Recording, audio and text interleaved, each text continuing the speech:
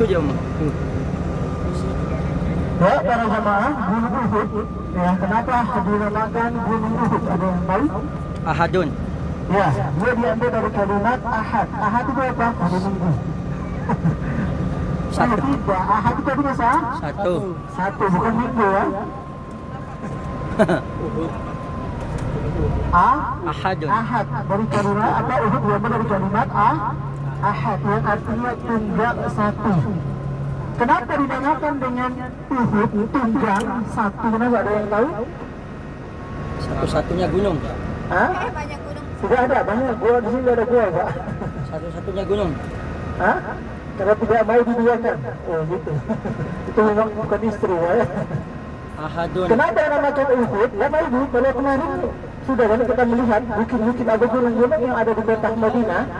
Kalau kita melihat dia itu sambung menyambung. Tapi kalau Uhud itu hanya tersendiri, tidak bersambung dengan gunung yang lain. Oleh karenanya dinamakan Uhud. Dan Uhud ini luasnya kurang lebih panjang dan lebarnya 7 sampai 5 kiloan. Ya, 5 kilo lebarnya, kemudian panjangnya 7 kiloan. Ya, ini Gunung Uhud. Dan Gunung Uhud para jemaah itu ada keistimewaan tersendiri. Ya, di dalam sebuah hadis sahih Nabi sallallahu alaihi wasallam bahwasanya Uhud ini adalah apa? Salah satu gunung yang ada nanti di surga. Bahkan Nabi sallallahu alaihi wasallam menjadikan gunung Uhud ini sebagai bukti kecintaan seorang muslim kepada Rasulullah. Kok bisa begitu? Kenapa? Nabi sallallahu alaihi wasallam beliau pernah berkata, Uhudun huwa jabalun yuhibbuna wa nuhibbuhu. Uhud itu adalah gunung yang mana dia Uhud mencintai kita dan kami pun juga mencintai dia. Nabi sallallahu alaihi wasallam mengatakan kami beliau menggunakan kalimat kami mencintai Uhud. Maka kewajiban kita sebagai seorang mukmin yang mengaku cinta kepada Nabi sallallahu alaihi wasallam harus mencintai apa yang dicintai oleh Nabi sallallahu alaihi wasallam. Ya, Uhud mencintai Nabi sallallahu alaihi wasallam, begitu pula Nabi mencintai Uhud, maka juga kita harus mencintai Uhud. Paham ya? Kemudian para jemaah, Uhud ini tempat terjadinya sebuah peristiwa besar di dalam agama Islam, tepatnya pada tahun ketiga Hijriah, ya, pada bulan Syawal terjadi peperangan Uhud. Ya, pernah terjadi peperangan Uhud. Tahun keberapa tadi? 3 Hijriah bulan Syawal. Hijriah di bulan Syawal. Ya, perang Uhud ini terjadi setahun setelah terjadinya perang Badar. Kemarin para jemaah sudah berkunjung ke Badar kan? Ya. Cerita perang Badar juga sudah mengetahui ya. Ya. Ya, bagaimana di peperangan Badar kaum muslimin yang jumlahnya 300-an lebih dapat mengalahkan 1000 pasukan kafir Quraisy. Bahkan di peperangan Badar itu banyak sekali batu besar kafir Quraisy yang mati terbunuh. Sebagai Ubay bin Khalaf, kemudian juga siapa? Abu Jahal. Abu Jahal itu Fir'aun yang obati kepada Rasulullah.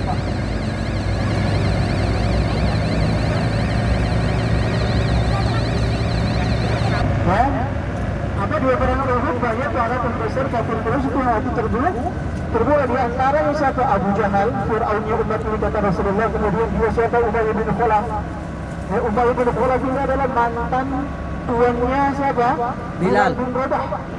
Ya, Bilal itu pernah disiksa sama siapa tadi? Umayyah bin Khalaf. Sama Umayyah bin Khalaf. Dan Umayyah bin Khalaf itu mati terbunuh di peperangan Badar. Ya, banyak sekali pembesar kafir Quraisy. Kemudian tatkala orang-orang kafir Quraisy itu terjadi atau mengalami kekalahan di peperangan Badar, mereka berniat untuk menuntut balas. Kemudian mereka akan menghimpun pasukan kembali. Menghimpun pasukan kembali untuk memerangi kaum muslimin. Ya, maka terkumpullah 3.000 pasukan kafir Quraisy. 3.000 pasukan ini dipimpin oleh 3 panglima perang. Yang pertama Abu Sufyan, kemudian yang kedua adalah Ikrimah bin Abu Jahal, anaknya dari Abu Jahal. Kemudian yang ketiga adalah siapa? Khalid bin Walid. Di mana Khalid bin Walid tatkala itu masih dalam keadaan musyrik, belum beriman kepada Allah dan Rasul dan Rasul. Maka mereka melakukan perjalanan dari kota Mekah menuju kota Madinah. kota Madinah. Ya. Kemudian sesampainya mereka mampir itu. Mereka membuat pertentangan, pasukannya mereka berhenti di mana? Di bawah Jabal Uhud. Karena para jamaah itu ya, arah selatan itu arah sana ya. Arah selatan itu sana, ya, ke arah Mekah. Jadi mereka datang. Ini Uhud. Ya. Kemudian datangkan Nabi Sallallahu Alaihi Wasallam sudah mengetahui bahasanya orang-orang kafir Quraisy mereka telah mengumpulkan pasukan untuk memerangi kaum muslimin.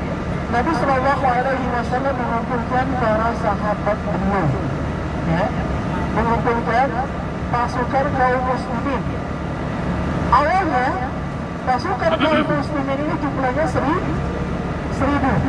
Ya, tadi kita kembali sebelum kita menceritakan tadi. Ya. Para jemaah yang dirahmati oleh Allah Subhanahu Wa Taala, tatkala orang-orang kafir Quraisy mereka mengetahui, tatkala Rasulullah Sallallahu Alaihi Wasallam mengetahui kedatangan orang-orang kafir Quraisy, ya, Nabi Sallallahu Alaihi Wasallam sebenarnya awalnya tidak mau melakukan peperangan di luar daripada kota Madinah. Beliau mau berperang di dalam kota Madinah. Kenapa? Karena gang-gang yang ada di kota Madinah lebih diketahui daripada orang-orang kafir Quraisy.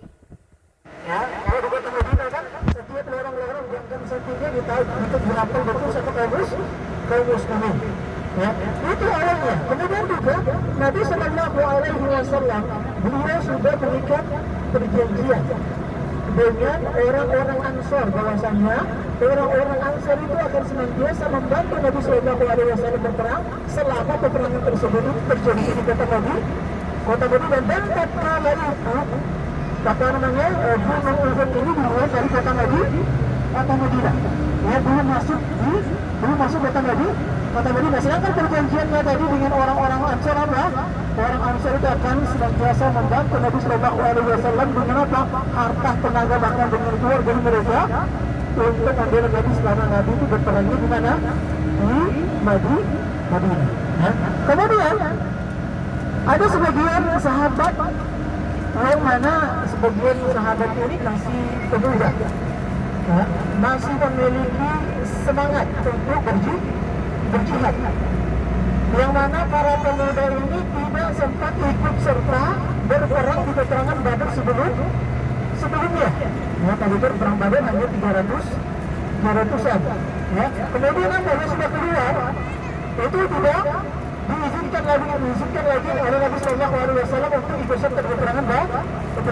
Makanya apa? Tatkala di peperangan Uhud mereka tidak mau kehilangan momentum ini, mendapatkan keutamaan apa? Mati syahid. Dia berjihad di jalan Allah Subhanahu Wa Taala. Makanya para pemuda ini mereka mendesak Nabi Sallallahu Alaihi Wasallam untuk keluar berperang menghadapi langsung apa? Orang-orang kafir Quraisy yang sekarang berada di Uhud.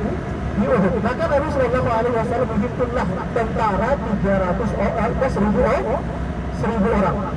Ya. Pertama tadi awalnya Nabi Sallallahu Alaihi Wasallam tidak mau. Kemudian Nabi Sallallahu Alaihi Wasallam sempat masuk ke dalam rumah beliau lalu memakai pakaian perangnya. Kemudian setelah Nabi Sallallahu Alaihi Wasallam keluar dari rumahnya sudah memakai pakaian perang, ya, tadi sebagian sahabat yang masih muda, ya, mereka kecewa karena telah mendesak Nabi Sallallahu Alaihi Wasallam. Tetapi Nabi sudah memakai pakaian perangnya, maka apa kata Nabi? Tidak layak bagi seorang Nabi apabila dia telah memakai pakaian perangnya, zirah perangnya untuk melepaskan pakaian tersebut, kecuali apa?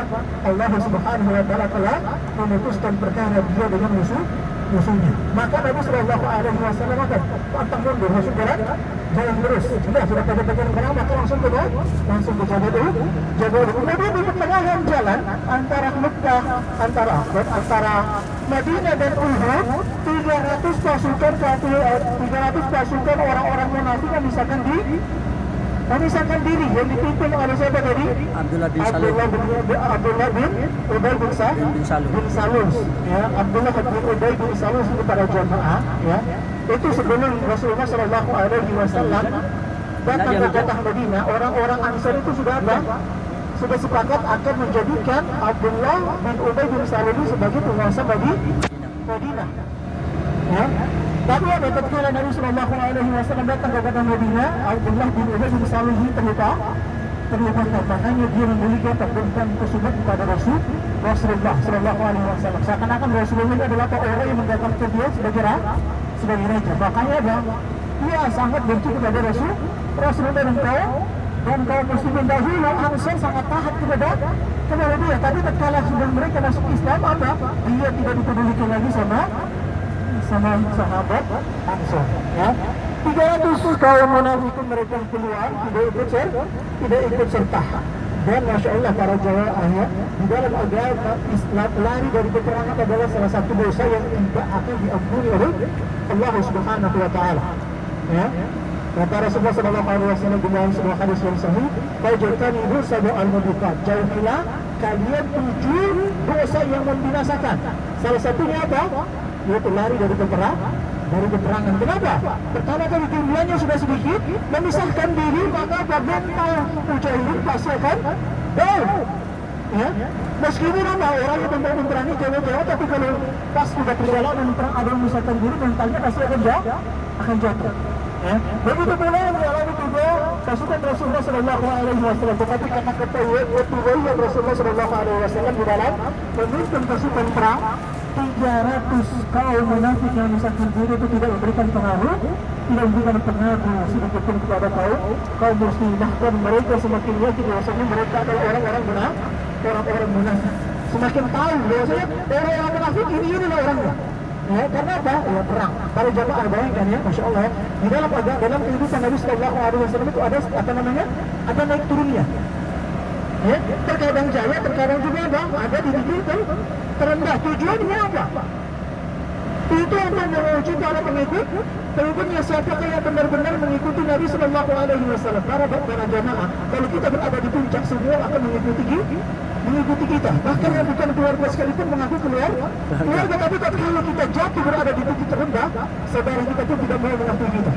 Dan begitu juga dengan keadaan Rasulullah Sallallahu Alaihi Wasallam itu perlu ada naik turunnya untuk menguji sahabat-sahabat beliau. Siapakah yang benar-benar betul-betul mengikuti Nabi Sallallahu Alaihi Wasallam dan siapakah yang hanya sekedar pengakuan. Paham para jemaah ya? Paham. Kemudian Nabi Sallallahu Alaihi Wasallam melakukan perjalanan menuju ke Uhud. Kemudian sebelum Nabi Sallallahu Alaihi Wasallam sampai ke Uhud, Nabi Sallallahu Alaihi Wasallam membagi pasukannya. Ya, 50 orang sahabat yang mana mereka jauh di mana Nabi Sallallahu Alaihi Wasallam tempatkan mereka di Jabal Ainain. Ada sebuah kecil di situ. Yang dulunya namanya Jabal Ainain. Ya, kalau sekarang namanya Jabal Rumat. Jabal gunung tempat para pemanah. Ya. Jadi Nabi Sallallahu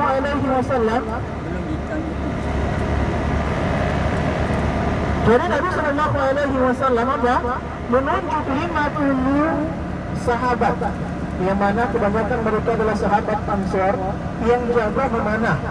Nabi Sallallahu Alaihi Wasallam tugaskan mereka untuk menempati Jabal Ainain, gunung yang kecil sana. Dan Nabi Sallallahu Alaihi Wasallam menunjuk satu pemimpinnya. Mana Uhud? Yaitu Abdullah bin Jubair radhiyallahu taala anhu. Ya, Abdullah bin Jubair ini dipilih oleh Nabi Sallallahu Alaihi Wasallam untuk menjadi pemimpin pasukan pemanah. Dan Nabi Sallallahu Alaihi Wasallam sempat berwasiat kepada pasukan pemanah.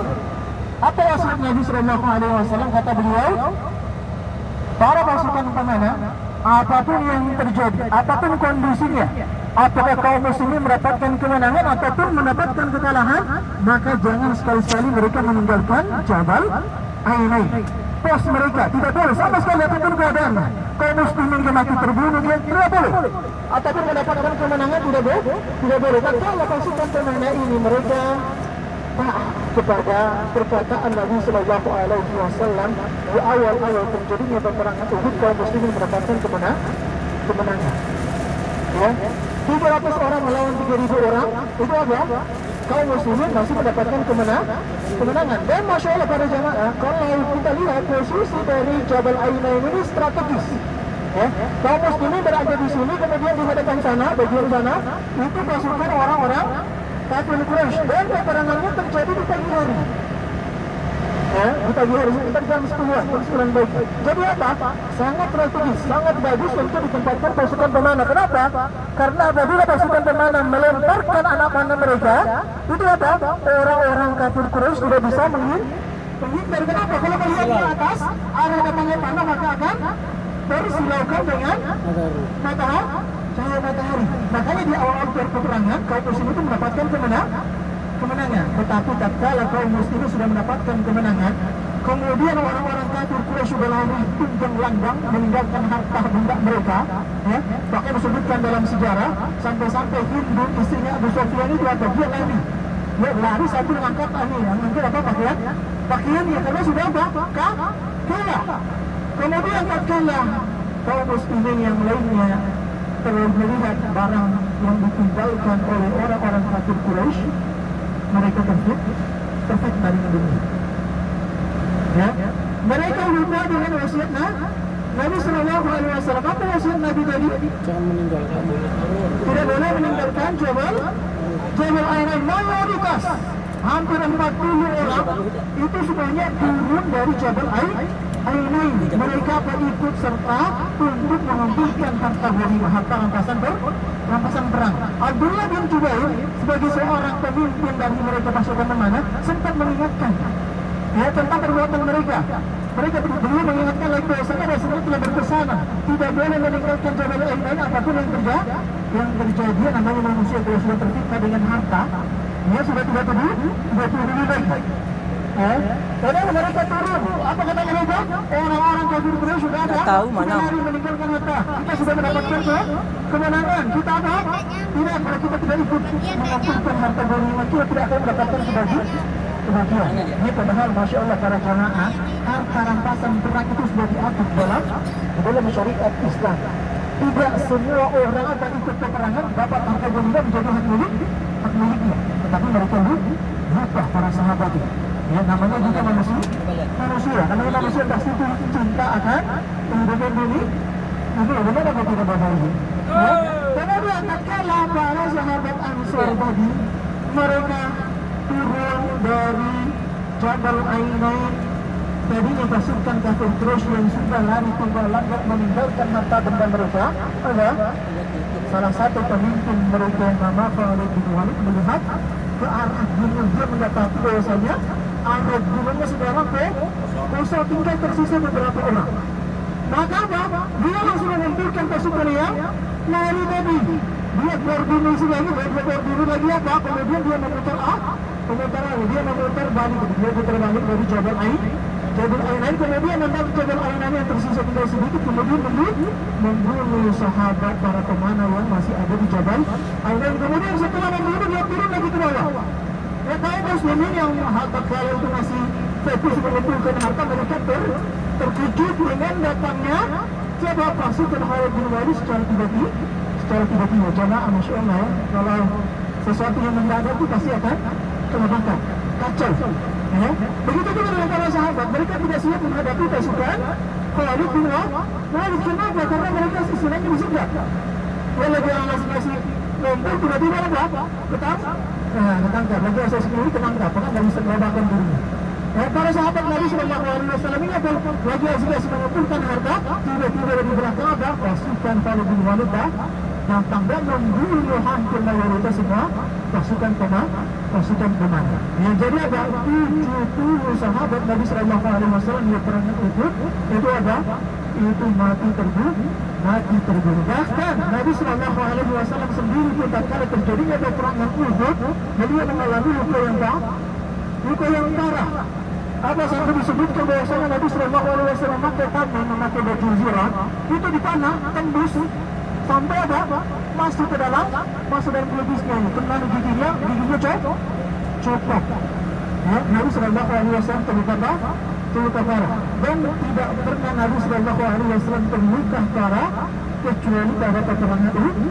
Bahkan disebutkan hampir saja Nabi Sallallahu Alaihi Wasallam itu wafat.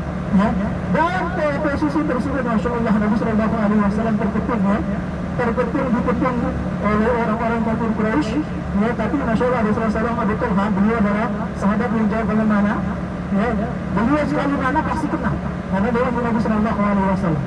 karena ada mendengar betul dari Nabi Sallallahu Alaihi Wasallam bisa diungsikan Nabi dan beberapa para sahabat yang lainnya mereka menaiki Jabal Uhud. Ya, Jabal Uhud. Kemudian tatkala kaum muslimin sudah banyak yang meninggal, pasukan barisan kaum muslimin sudah banyak yang tercari-cacir, ya. Kemudian apa? Ditambah lagi ada salah seorang sahabat, yang mana sahabat ini wajahnya hampir mirip dengan Rasulullah Sallallahu Alaihi Wasallam. Ya. Ada orang kafir terus dia berani menghina sahabat ini. Kemudian saya namanya Mus'ab bin Umair. Ya, pikirannya adalah Nabi Sallallahu Alaihi Wasallam. Kemudian apa? Di tengah peperangan tersebut sudah kaum muslimin banyak mengalami kekalahan, banyak yang meninggal. Tersiar kabar pula bahwasanya Nabi berhasil dibunuh. Ya, karena yang sudah satu orang kafir Quraisy ini dia menyangka telah berhasil membunuh Nabi. Kaum muslimin yang lainnya yang terkocar kacir, yang terpisah dari Nabi Sallallahu Alaihi Wasallam mintanya jadi down. Ya, jadi jatuh. Kenapa? Jadi pemimpin perangnya sudah mati terbunuh. Akhirnya apa? Di antara mereka ada yang tidak mau berperang lagi. Kenapa kami berperang? Nabi Sallallahu Alaihi Wasallam sudah mati terbunuh. Ya. Kemudian sahabat yang lain yang masih memiliki apa? Memiliki semangat untuk berjihad, mereka mengatakan bahwasanya apa? Apakah kalian mau hidup sedangkan adik kalian mati? Ya, hidup itu apa? Hidup itu sudah tidak enak rasanya. Lebih apa?